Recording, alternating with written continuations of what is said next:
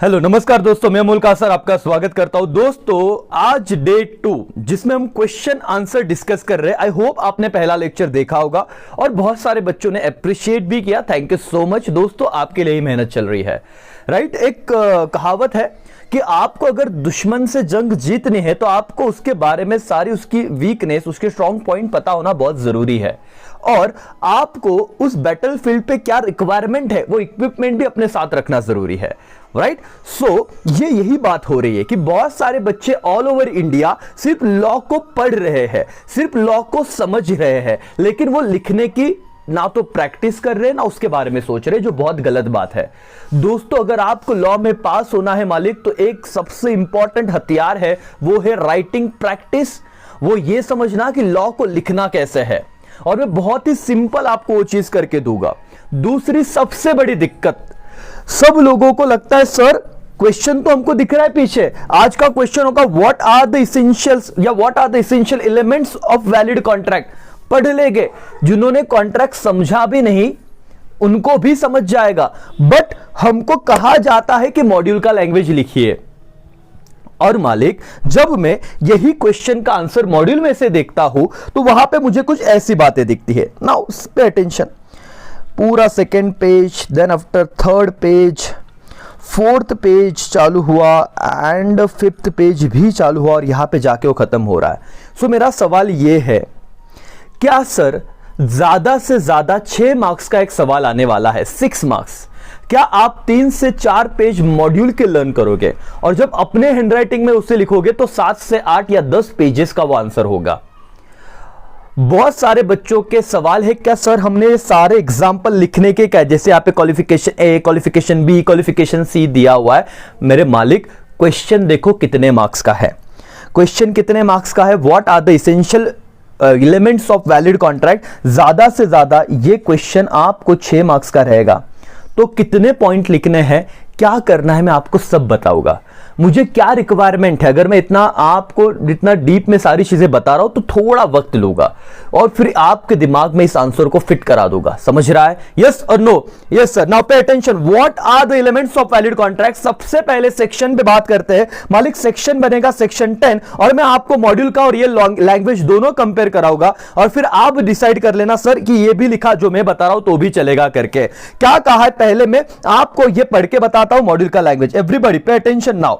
In terms of section 10 of the act, which act sir? Contract act। ध्यान दो, all agreements are contract if they are made by free consent of the parties competent to contract। पहला point। For lawful consideration, दूसरा point। And with lawful object and are not expressly declared to be void। ये ऐसे लिखा हुआ है, तो section 10 के हिसाब से जब आपको क्वेश्चन आता है what are the essential element of valid contract, तो आपको भी वही लिखना है। बट वो पढ़ाना कंफ्यूजन हुआ, सेम मैं यहां पे पढ़ता हूं। पे अटेंशन, कुछ दिक्कत नहीं है। बच्चे ये बोलते हैं मेरे को ये नहीं समझता क्यों उनके दिमाग में सवाल आता है, लर्न नहीं होता। Pay attention now. Section 10 of what? Indian contract act state that, वही पॉइंट पढ़ रहा हूं मॉड्यूल का, all agreements are contract if they are made, full stop या फिर एक पॉइंट लिख दो आप है। All agreements are contract if they are made, point 1, by free consent of the parties competent to contract, बराबर। दूसरा फॉर लॉफुल कंसिडरेशन, तीसरा विथ लॉफुल ऑब्जेक्ट एंड चौथा not expressly declare to be void. 4 point पढ़े, क्या ये लिखते आएगा क्या? आप राइटिंग देखो, ऐसे आपको प्रेजेंट करना है अपने आंसर को। यही चीज आपने यहां पे कैसे पढ़ी देखो, सारे पॉइंट वही थे। All the agreement are contract if they are made by free consent of the parties competent to the contract, ठीक है। फॉर लॉफुल कंसिडरेशन, ठीक है। विद लॉफुल ऑब्जेक्ट, ठीक है। And not expressly declare to be void. लेकिन ये learn नहीं हो रहा था या बच्चा लिख रहा था लेकिन आधे बातें छोड़ रहा था। सेम चीज मैंने आपको यहां पे बताई, सेम चीज, सिर्फ प्रेजेंटेशन अलग हो गया। क्या आपको अब लिखते आएगा क्या मालिक? प्रेजेंट करते आएगा क्या? जो दिखेगा वो बिकेगा। आंसर एकदम सिंपल है। क्वेश्चन आया और ये इंपॉर्टेंट है, पिछले 3 साल के पेपर निकाल के देख लो, एक पेपर में आपको मिलना ही चाहिए what are the essentials of elements of valid contract. Section क्या है? सेक्शन 10। बाद में मैं लॉजिक भी बताऊंगा याद कैसे रखना है। पहला पॉइंट डन है क्या? क्या मेरे साथ आपका आज ये आंसर लर्न हो रहा है क्या? बोलो। मॉड्यूल की ही बात लर्न कर रहे मालिक, कुछ नहीं, सिर्फ लिखने का तरीका अलग है। Section 10 of Indian contract act state that all the agreement are contract if they are made by by the free consent of the parties competent to contract. B, for lawful consideration, then lawful object with lawful object, and last not thereby explicitly declared to be void. ऐसी कोई बात नहीं करनी है जिसको void करार दे चुका है. फ्री कंसेंट क्या होता है सर, लॉफुल कंसिडरेशन क्या होता है सर, लॉफुल ऑब्जेक्ट क्या होता है सर, मैंने रेगुलर सेशन में सब बताया आपको. फिर भी बता दूं फ्री कंसेंट मतलब क्या. मैं आपसे कॉन्ट्रैक्ट कर रहा हूं, मैं आपके सर पे बंदूक रख के अगर मैं कॉन्ट्रैक्ट कर रहा हूं, उसे फ्री कंसेंट नहीं कहा जाएगा, कोर्जन कहा जाएगा. क्या होता है बाद में बताएंगे आगे. सर लॉफुल कंसिडरेशन मतलब क्या, मैं इलीगल चीज से कोई मतलब बोलते ना कि भाई जो है मतलब कि उस चीज में कंसिडरेशन होना भी जरूरी है. विदाउट कंसिडरेशन देयर इज एक जनरल रूल है, नो कंसिडरेशन नो कॉन्ट्रैक्ट. अब ज्यादा बता के मैं ना पॉइंट से डाइवर्ट नहीं कराना चाहता. क्वेश्चन आंसर सीरीज में हम टू द पॉइंट बात करेंगे. क्या पहला डेफिनेशन सेक्शन 10 के हिसाब से आपने समझा क्या, वैलिड कॉन्ट्रैक्ट क्या होता है. Yes sir. नाउ अब हम आते हैं मुद्दे पे. What are the elements. Elements include सबसे पहला टू पार्टीज होना चाहिए. इसका मतलब अमोल कासार ही अमोल कासार से कॉन्ट्रैक्ट नहीं कर सकता. सर मॉड्यूल में भी दिया हुआ है ये पॉइंट. यस दिया हुआ है. Now pay attention. यहां पे देखो क्या दिया है, टू पार्टीज. लेकिन यहां पे आपको आंसर इतना सारा दिया हुआ है, कैसे इसको शॉर्ट में करते पे अटेंशन, और मार्क्स भी मिलेंगे. There should be at least two parties to make a contract. One cannot contract with himself or herself. तो क्या आपने चेकर तक आपका नॉलेज पहुंचा दिया. पहला एलिमेंट है दो पार्टी होना जरूरी है. There should be at least two parties to make contract. One cannot contract with himself or herself. Then आगे उन्होंने क्या दिया है देखो, केस लॉ दिया हुआ है. केस लॉ क्या था, state of Gujarat versus Raman Lal S and company.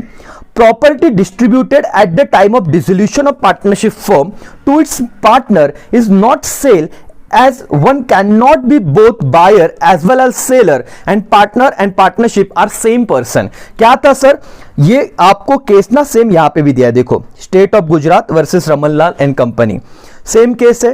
क्या आपने समराइज फॉर्म में इतना तो आप लिख नहीं पाते, लेकिन यही कंटेंट मॉड्यूल का देखो, one can not contract with himself, ये आ गया था क्या लैंग्वेज.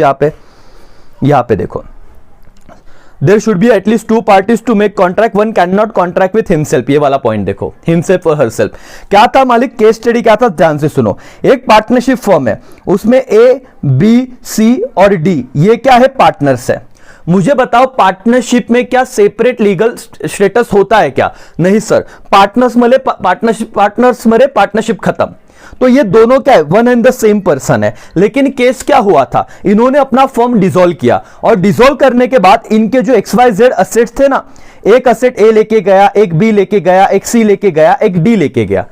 तो एक कमिश्नर आए, उन्होंने बोला कि सर अगर पार्टनरशिप से आप असेट ले रहे हो ना, सपोज 2 लाख का असेट ए ने ले लिया, तो आप इसमें ना सेल्स टैक्स भरिए. एग्जांपल दे रहा हूं. वो बोलेगा भाई क्यों, मैंने तो सेल थोड़ी ना किया है, मेरी असेट में मेरे घर पे लेके आया.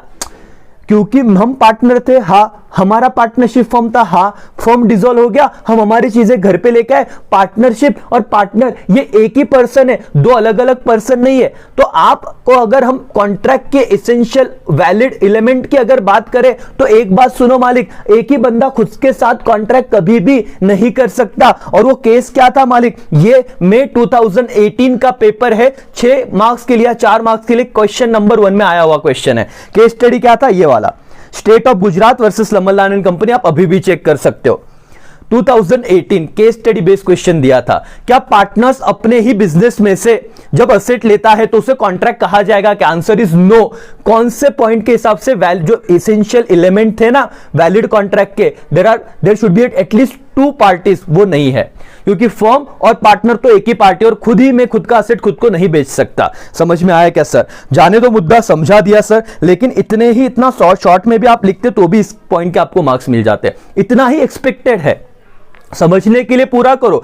तुम क्या हर एक लाइन थोड़ी ना रट सकते हो मालिक, हमारे भी ह्यूमन लिमिटेशन है, 4 सब्जेक्ट करने हैं, और हर चीज को अभी तो कर लोगे, एक दिन पहले ट्राई करो, मैक्स टू मैक्स मॉड्यूल पढ़ो. लेकिन हर एक लाइन फुल स्टॉप कॉमा जो बंदा नहीं कर सकता ना, उसके सामने फिर ऐसे होता है सर दूसरा का ऑप्शन दे सकते हैं, हमें तो फेल होना. ऐसा नहीं होगा, आप पास हो सकते हो, इतना आंसर लिखा तो भी. Point number 2, intention to create legal relationship. क्या सर मॉड्यूल में भी है क्या, यस सेम पॉइंट है. Parties must intend to create what, legal obligation और लीगल रिलेशनशिप होना चाहिए। केस है बेल्फोर वर्सेस बेल्फोर। ये केस भी मैं आपको बताऊंगा कैसे लिखना है, और उन्होंने एग्जाम्पल 5, एग्जाम्पल 6, एग्जाम्पल 7 ऐसे दिया। बच्चा यहां पे भी कंफ्यूज होता, क्योंकि सर पेपर में असल आई सब बिल्कुल नहीं। आज के लेक्चर में आपका पूरा कंफ्यूजन दूर हो जाएगा। मैं कंपैरिजन मॉड्यूल और इसका इसलिए करवा रहा हूं ताकि आप बाद में कंफ्यूज ना, अगर कोई बंदा आके बोला अरे मॉड्यूल मत नवासना, तुम्हारे आप में बहुत, तुम ना कंफर्म ऐसे अश्योरिटी और सर्टेनिटी चाहिए की इथूनच करणार, हेच लिहिणार आणि आउट ऑफ मार्क्स आणणार। ध्यान दो, pay attention. Intention to create legal relationship क्या लिखना है, पहला पॉइंट लिखोगे agreement relating to relation to social matter and domestic arrangement between husband and wife.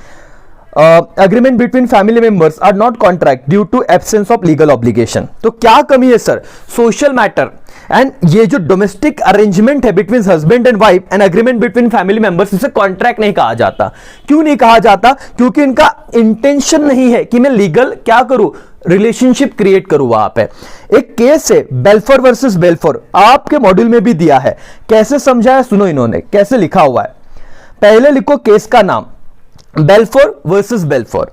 Fact क्या है केस का, mister A promise to pay his wife ₹30 per month as household allowances.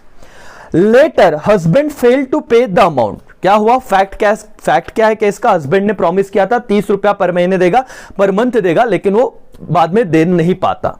Then और फिर wife बोलती है कि ये तो मुझे देना चाहिए था, तुमने तो बोला था तुम मुझे दोगे, तुम मुझे कैसे नहीं दे रहे हो करके, नहीं मैं कोर्ट में जाओगे। तो डिसीजन क्या आता है, लेट्स सी डिसीजन। हेल्ड मतलब क्या हुआ, the wife could not claim as there was no intention to create legal obligation and thus it is not enforceable by law.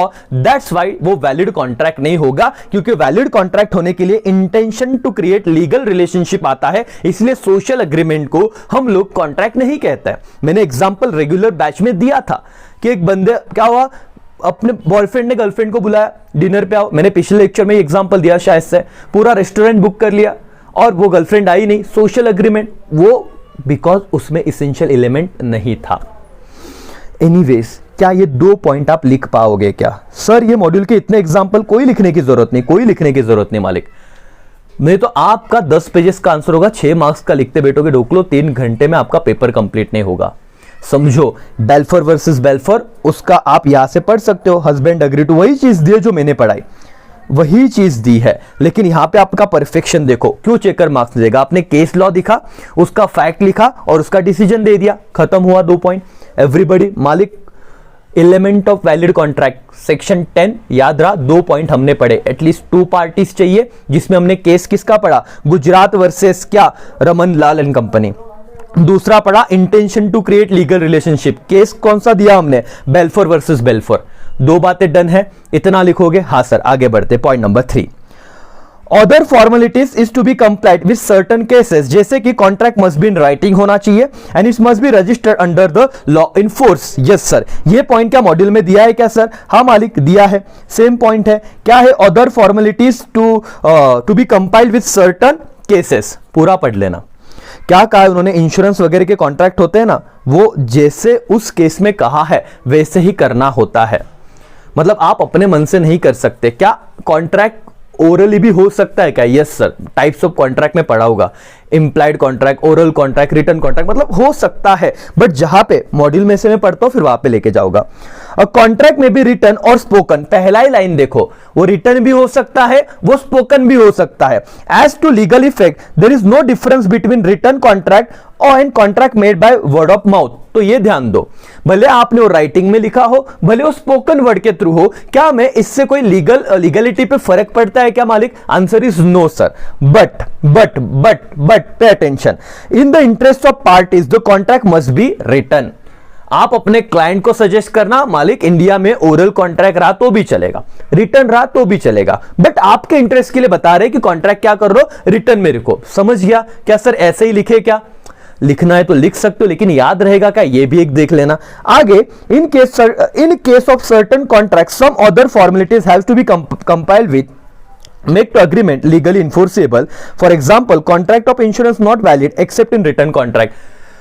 Sir क्या इंश्योरेंस का कॉन्ट्रैक्ट ओरली कर सकते हैं क्या? नहीं सर, कंपलसरी क्या चाहिए, राइटिंग में। इसलिए मैंने बोला ना, यहां पे देखो ये word, must be registered under the law in force. अभी इंश्योरेंस कंपनी LIC की अगर मैं बात करूं, वहां पे आप ओरली कॉन्ट्रैक्ट कर ही नहीं सकते, तो कुछ स्पेसिफिक बातों में other formalities to be compiled with certain cases, कुछ स्पेसिफिक सर्टेन केसेस में आपको कॉन्ट्रैक्ट का होना चाहिए, मस्ट बी, वो राइटिंग में ही होना चाहिए। अब देखो मैंने ना कंपेरिजन किया ताकि आपको याद रहे लिखते वक्त, और इतना लिखा तो चेकर को समझ जाएगा कि आप कहना क्या चाहते हो। ओरल रहा, यहां पे आप एक लाइन ऐड कर सकते हो कि स्पोकन और रिटन में कोई फर्क नहीं है, वैसे वैलिड ही माना जाता है, बट सर्टेन केसेस में it must be in what, writing, क्योंकि इंश्योरेंस का कॉन्ट्रैक्ट आप ओरल नहीं कर सकते, एंड जो भी लॉ ने कहा रहेगा। क्या सी पॉइंट डन हो गया क्या? Other formalities to be compiled with in certain cases, क्या आपको समझ रहा है क्या मालिक? 3 पॉइंट पढ़े मैंने, और ज्यादा मेरा देखो फाउंडेशन है, बीकॉम नहीं है, मेरे को 10-10 पेजेस नहीं चाहिए, मैंने कंसेप्ट पहुंचा दिया, बात खत्म। Now D, certainty of meaning, agreement must not B वेग और indefinite and it must be certain, खत्म हो गया, इतना ही लिखना था। हाँ सर, मेन पॉइंट लिखो, उसको बॉक्स करो, और लिखना कैसे है? सी पॉइंट लिखने के बाद, कंप्लीट होने के बाद एक लाइन छोड़ के आपने डी पॉइंट लिखा, सर्टेनिटी ऑफ मीनिंग, कि वेग नहीं होना चाहिए। सर ये मॉड्यूल में है क्या सेम पॉइंट? हाँ है, लेकिन देखो कितना भर भर के दिया है। The agreement must be certain and not वेग और इनडेफिनेट, तो सेम पॉइंट तो यहां पे भी थे, अग्रीमेंट मस्ट नॉट बी वेग और इनडेफिनेट, राइट, अपने वर्ड्स में लिखा। It must be certain, same point था। इन्होंने सिर्फ एग्जांपल दिया, आप एक एग्जांपल उठा सकते हो। ए बी को 100 टन ऑफ ऑयल बेचने का प्रॉमिस करता है, लेकिन ए अलग अलग 10 प्रकार के ऑयल में काम करता है, वो ये सर्टन नहीं बताता वो कौन सा टाइप्स का कोकोनट ऑयल बेचने वाला था या कोई और। तो जब तक सर्टेनिटी नहीं है तब तक वो कॉन्ट्रैक्ट वैलिड नहीं माना जाएगा। समझ में आ रहा है क्या एवरीबॉडी? यस और नो? Yes sir. और भी मैंने रेगुलर लेक्चर में बहुत सारी बात बताई थी, बट एनीवेज यहाँ पे ज्यादा लंबा हो जाएगा लेक्चर। ए 2 पार्टीज चाहिए, B intention to create legal relationship. देखो लर्न हो रहा है क्या तुम्हारा आंसर? और ज्यादा भी नहीं लिख रहे और पूरे मार्क्स मिलेंगे, 6 में से 5.5 6 तो मिलने ही चाहिए।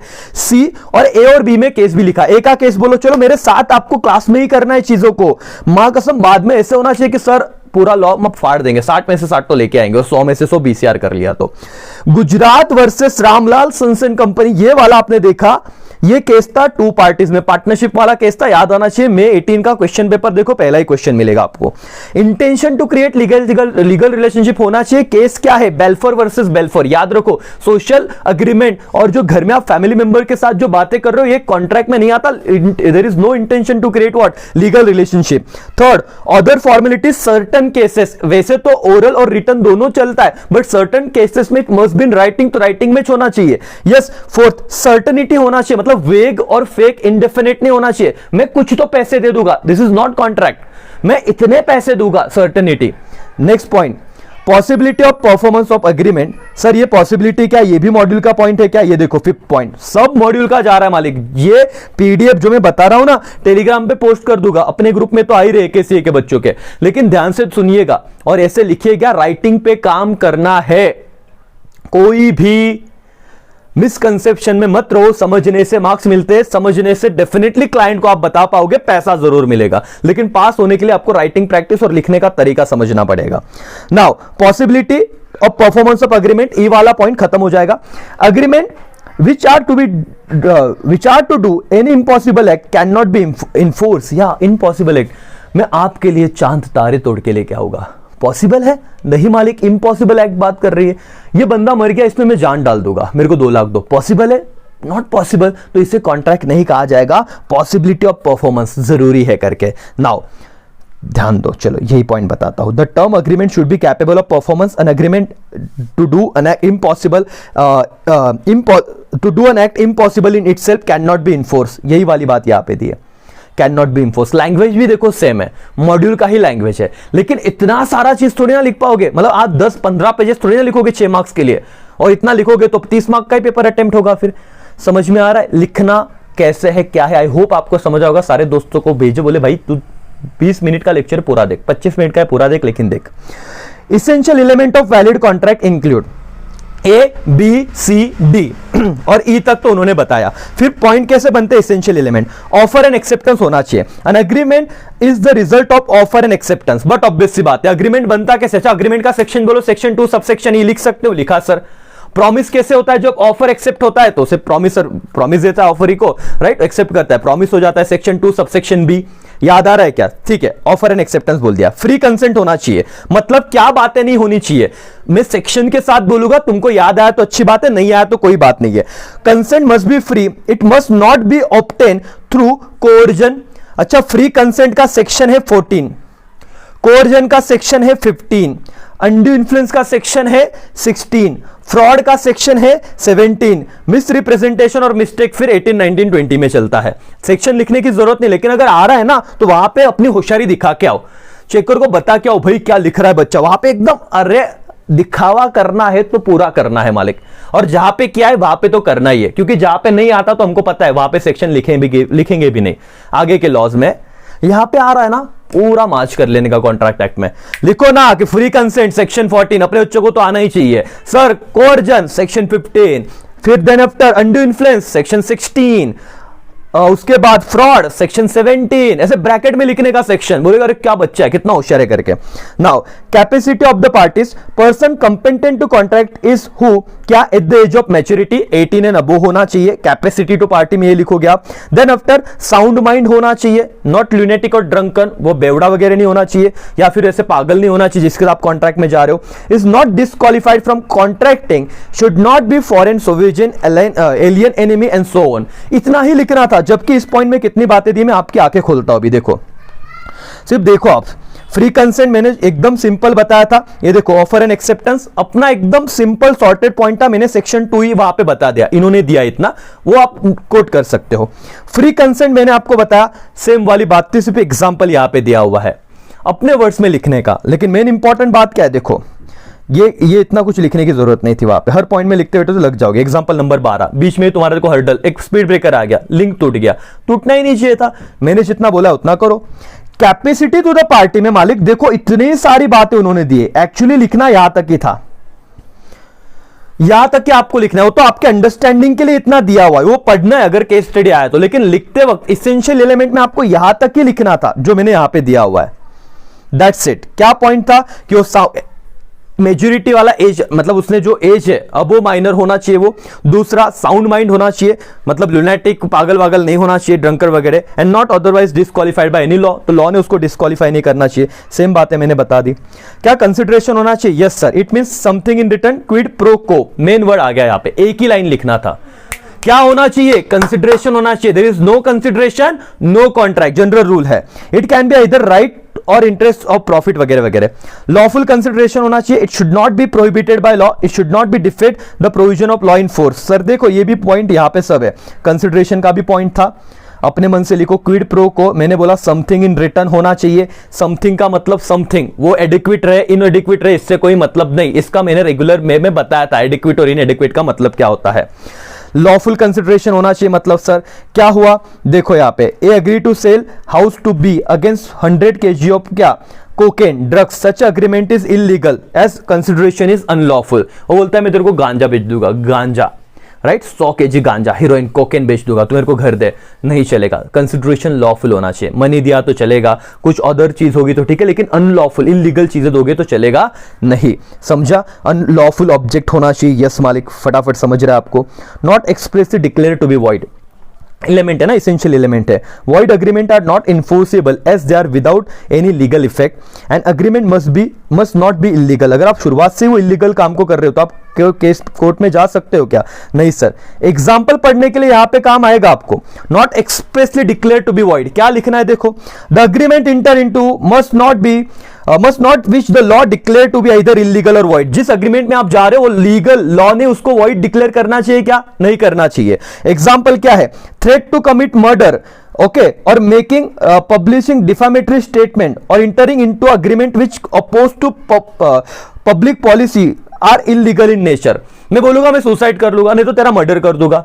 मैं कह रहा हूं कि मैं तेरे सामने ऐसे कुछ तेरी चीजों को बाहर लाऊंगा कि तेरा नाम बदनाम हो जाना चाहिए, और ऐसे कुछ बातें बोल के मैं किसी से कॉन्ट्रैक्ट कर सकता हूं क्या? नहीं सर, ये not expressly declare to be void. ऐसी चीजों को पहले ही कहा गया है कि अगर आपसे धमकी देके कर रहे हो ना, एक्सप्रेसली वॉइड ही है, उसका कुछ हो ही नहीं सकता, right. Similarly agreement is restraint to trade, marriage, legal proceeding are example of what? Void agreement. कि आप किसी को ट्रेड करने से रोक रहे हो वगैरह वगैरह, ऐसे चलेगा नहीं। दोस्तों 5 पेजेस दिया था और मेरे को क्यों आपका लिंक भी टूटा होगा, अभी ध्यान दो। जो इन तक आगे वो सच में ऐसे बच्चे जिनको कुछ तो करना है जिंदगी में। मैंने मॉड्यूल क्यों बताया? जो आप बोल रहे हो ना बार बार सर मॉड्यूल में से पढ़े, बेटा वो लिंक टूट जाता है। इसमें से तुम पढ़ो, एकदम सॉर्टेड रखो जिंदगी को। अब कितना पेज हो गया देखो, मेरा 2 पेजेस मैंने पढ़ा है और मेरा आंसर, मेरे को भले उसमें से थोड़ा बहुत याद आए, 80% याद आए, फिर भी 5.5-6 मार्क्स तो बनी जाएंगे आपको। एवरीबॉडी, सेक्शन क्या था? सेक्शन 10।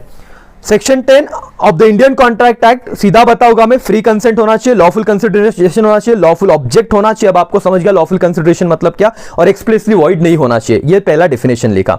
2 पार्टीज, केस क्या बोलो मेरे को? गुजरात वर्सेस अमनलाल। दूसरा, intention to create legal relationship, case क्या? Balfour versus Balfour, social agreement वगैरह आएगा वहां पे। Other formalities must be in writing होना चाहिए, और मस्ट बी इन राइटिंग में वो LIC वाला केस। मॉड्यूल एक बार देखने का, लेकिन लिखना यही है आपको। सर्टेनिटी ऑफ मीनिंग, अनसर्टन नहीं होना चाहिए, इनडेफिनिट नहीं होना चाहिए। Possibility of performance of agreement, अगर मैं चांद तारे तोड़ के लाऊं, मुर्दे के शरीर में जान डाल दूं, ऐसे कुछ कॉन्ट्रैक्ट कर रहा हूं, पॉसिबल ही नहीं है, वो कॉन्ट्रैक्ट नहीं हो सकता है। Okay, essential element of valid contract include, फिर बोलने का offer acceptance, free consent, capacity of the parties, then after चौथा कंसिडरेशन, 5वां पॉइंट लिखोगे लॉफुल कंसिडरेशन, और 6वां पॉइंट लिखोगे not expressly declare to be void, और आपका इसेंशियल एलिमेंट खत्म हो जाएगा। तो मेन पॉइंट कितने थे? ABCD से आपने चालू किए तो E तक पॉइंट बने, और बाद में 1 2 3 4 6 ऐसे पॉइंट बने इंक्लूड में। और last but not the least, मेरा आंसर खत्म हो चुका है। मॉड्यूल में जाके पेज नंबर 1.7 पे आके आपको ये देखना है, 1.7 नहीं 1.6 पे आओ, और ये वाला चार्ट, अच्छा 6 पे आ गए, 1.5 पे आ जाओ। अभी 1.5 पे आ गए तो 1.4 पे आ जाओ। अभी इसेंशियल्स ऑफ वैलिड कॉन्ट्रैक्ट में उल्टा गया ना, मेरे को लगा आप भी वैसे आ रहे हो, तो ठीक है। इसेंशियल ऑफ वैलिड कॉन्ट्रैक्ट में इतना पॉइंट सिर्फ एक बार ध्यान से पढ़ लेना। क्या पॉइंट है सर? ये वाला, पे अटेंशन। कुछ बातें कहां पे दी है? सेक्शन 10 में। एक मिनट, ये सारे हमने लिखे, सारी बातें हमने लिखी, सारी बातें not given in section 10 but are also consider essential, सब हमने पढ़ा है। ये आपको मिल भी जाएगा। क्या ये क्वेश्चन हो गया? Yes sir. राइटिंग आप लिख लोगे एक बार? हाँ। इतना लिखोगे सर कितना मिल जाएगा? 5.5-6 मिल जाएगा, राइट। सब समझा है। कुछ बातें हो सकता है मैंने एक्सप्लेन ना की, क्योंकि मुझे इस लेक्चर को ज्यादा बढ़ाना नहीं, लेकिन रेगुलर बैच में तो हमने सब डिटेल में पढ़ाई हुआ है। एंड दूसरा क्वेश्चन 8 का, what are the various types of contract? Next session में सब बता दूंगा। According to validity, void, voidable, valid, illegal and क्या इनफोर्सेबल, 5 टाइप है। According to formation, express contract, implied contract, quasi contract, e contract, बाद में detail में बताने वाला हूं, don't worry. And according to performance, executed or executory. Executed मतलब आपने भी पैसे दे दिए, मैंने भी पढ़ा दिया। एग्जीक्यूटरी, आपने तो पैसे दे दिए, मतलब पार्टली एग्जीक्यूटरी में बोल रहा हूं, आपने पैसे दे दिए, पार्टली एग्जीक्यूटेड और पार्टली एग्जीक्यूटेड ऐसे कहता है। तो आपने पैसा दे दिया, आपके साइड से एग्जीक्यूटेड है, मेरे साइड से पढ़ाना बाकी है, पार्टली राइट एग्जीक्यूटरी है। और एग्जीक्यूटरी एक स्पेसिफिक बात करो तो दोनों पार्टी के आधे आधे अपने टर्म्स में कुछ ना कुछ बाकी उस कॉन्ट्रैक्ट को कंप्लीट करने को। बट एनीवेज बहुत लेक्चर बड़ा हुआ है, ये बाद में करेंगे। सिर्फ टाइप्स ऑफ कॉन्ट्रैक्ट एक बार झलक देख लो, पढ़ लो। मेरे हिसाब से आज आपका ये वाला आंसर हो जाना चाहिए मलिक, आज के ही दिन में। क्या और प्रॉपर लिखते आना चाहिए, मेरे को कोई कंफ्यूजन नहीं चाहिए आपके दिमाग में, ठीक है। चलो थैंक यू सो मच दोस्तों, मिलते हैं नेक्स्ट सेशन में, तब तक अपना ख्याल रखो, अपनों का ख्याल रखो। बाय बाय, टेक केयर, जय हिंद, जय